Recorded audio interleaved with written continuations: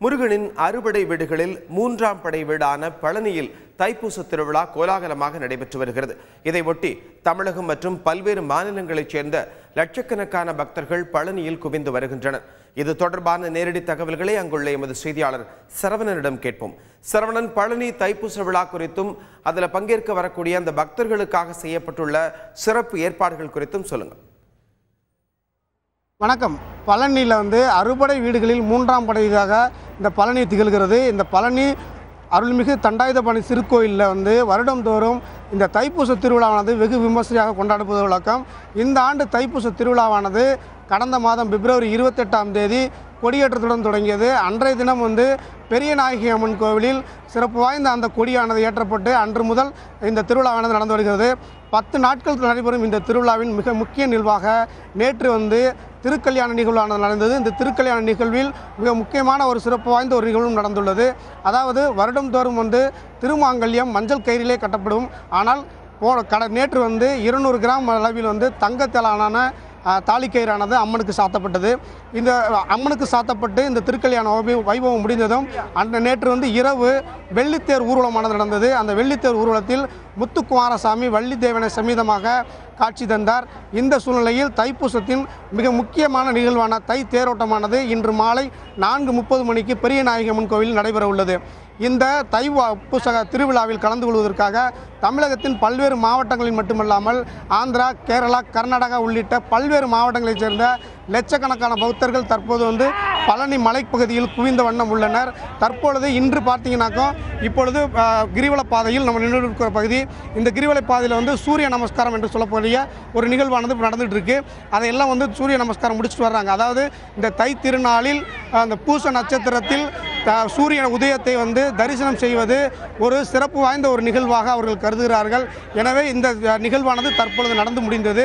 இதில் லட்சக்கணக்கான பக்தர்கள் ஆங்காங்கு நின்று சூரிய நமஸ்காரத்தை செய்து வருகின்றனர். இன்றைய தினம் பார்த்தீங்கன்னாக்கா வரக்கூடிய இந்த லட்சக்கணக்கான பக்தர்களையும் பாதுகாப்பாக செல்வதற்கு வசதியாக கிட்டத்தட்ட பார்த்தீங்கன்னா திரு ஆவினன்குடியிலிருந்து மலைக்கோயில் பாதைக்கு வரும் வழியில் 13 இடங்களில் தடுப்புகள் அமைக்கப்பட்டு அந்த தடுப்புகளில் 300 பேராக பிரித்து பேட்சாக அனுப்புகிறாங்க மேலே. அதே போல் கூட்ட நெரிசலை சமாளிக்கும் வகையில் ஒரு வழி பாதையானது அறிமுகப்படுத்தப்பட்டுள்ளது. அதாவது மேலே ஏறுபவர்கள், அதாவது மலைக்கோயிலுக்கு செல்பவர்கள் நடந்து செல்வதற்கு வசதியாக யானைப்பாதையையும் அதே போல் சாமி தரிசனம் முடித்துவிட்டு திருப்பி கீழே இறங்குவதற்கு படிப்பாதையும் பயன்படுத்துவதற்கு ஒரு வழிப்பாதை அமைக்கப்பட்டுள்ளது. மேலும் பக்தர்கள் இங்கு சிறப்பாக தரிசனம் செய்த வசதியாக கிரிவல பாதைகள் முழுவதும் நடமாடும் கழிப்பறை வசதிகள் மற்றும் குடிநீர் வசதிகள்லாம் செய்யப்பட்டுள்ளது. மேலும் இங்கே இருக்கக்கூடிய மக்கள் தங்களது ஊர்களுக்கு செல்லும் வகையில் 300க்கும் மேற்பட்ட சிறப்பு பேருந்துகள் அரசு போக்குவரத்து கழகம் சார்பில் ஏற்படுத்தப்பட்டுள்ளது. மேலும் எங்கெல்லாம் பக்தர்களுக்கு சிறப்பு வசதி பஸ் வசதி தேவைப்படுகிறதோ அங்கெல்லாம் அந்த பகுதிக்கு, அதாவது குறிப்பிட்ட பகுதிக்கு பொதுமக்கள் பக்தர்கள் அதிக அளவில் நிற்கிறார்கள் என்றால் அந்த பகுதிக்கு சிறப்பு பஸ் உடனே ஏற்பாடு செய்வதற்காக அரசு போக்குவரத்து கழகம் தீவிர முயற்சியில் ஈடுபட்டுள்ளாங்க. மேலும் இந்த பாதுகாப்பு ஏற்பாடுகள் மற்றும் இந்த திருவிழாவை சிறப்பாக நடத்துவதற்கு மாவட்ட நிர்வாகமும் பல்வேறு சிறப்பு ஏற்பாடுகளை செய்துள்ளது. தேரோட்டம் எப்போது நடைபெறுகிறது? இன்றைக்கான சிறப்பு பூஜைகள் மற்றும் சிறப்பு வழிபாடுகள் குறித்து மேலும் தகவல் ஏதாவது இருக்கா?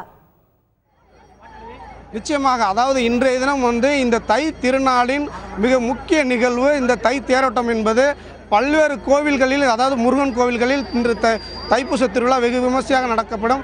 ஆனால் இந்த பழனி முருகன் கோவில் நடத்தப்படும் தேரோட்டத்திற்கு அத்தனை வரவேற்பு உள்ளது. குறிப்பாக வெளி மாநிலத்தைச் சேர்ந்த பல்லாயிரக்கணக்கான பக்தர்கள் இன்னைக்கு இந்த இதில் தேரோட்டத்தில் கலந்துக்குவாங்க. லட்சக்கணக்கான பக்தர்கள் இந்த பெரிய நாயகி அம்மன் கோவிலில் தான் இந்த தேரோட்டம் நடக்கும். இந்த தேரோட்டத்தில் பார்த்தீங்கன்னாக்கா இன்று மாலை 4:30 மணிக்கு சரியாக தொடங்கும். சுமார் ஒரு அரை மணி நேரத்தில் அந்த முக்கிய வீதி வழிகள் வழியாக செல்லும். அப்பொழுது லட்சக்கணக்கான பக்தர்கள் சேர்ந்து அந்த வடம் பிடித்து இழுப்பார்கள். இந்த வடம் பிடித்து இழுக்கும் நிகழ்ச்சியில் அமைச்சர்கள் மற்றும் அதிகாரிகள், மாவட்ட ஆட்சியர் உட்பட அனைவரும் கலந்து கொள்ள உள்ளனர். இதற்கான சிறப்பான ஏற்பாடுகள் செய்திருக்கிறாங்க.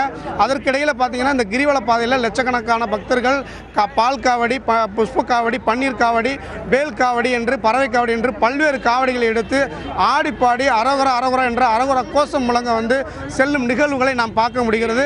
இன்று மாலை வரை இந்த கிரிவல பாதை மிகவும் கோலாகலமாக இருக்கும் என்பதில் சிறிதளவும் சந்தேகமில்லை.